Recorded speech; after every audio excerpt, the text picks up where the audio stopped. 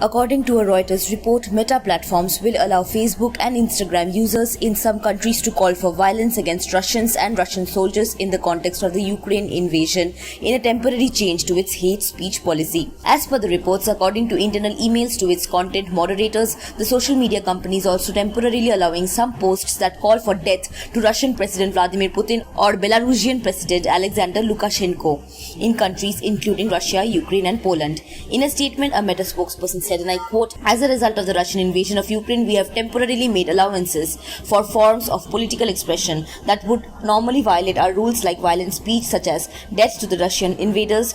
We still won't allow credible calls for violence against Russian civilians." One mail said that the calls for the leaders' deaths will be allowed unless they contain any other targets or have two indicators of credibility such as a location or method.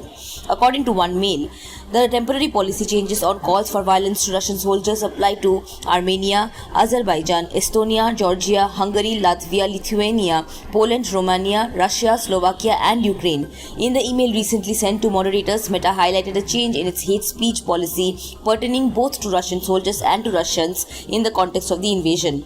The email stated that this step was taken because in this specific context, Russian soldiers is being used as a proxy for the Russian military. The hate speech policy continues to prohibit attacks on Russians. Last week, Russia said it was banning Facebook in the country in response to what it said were restrictions of access to Russian media on the platform. Moscow has cracked down on tech companies, including Twitter, which said that it is restricted in the country. Subscribe to Oneindia channel and never miss an update.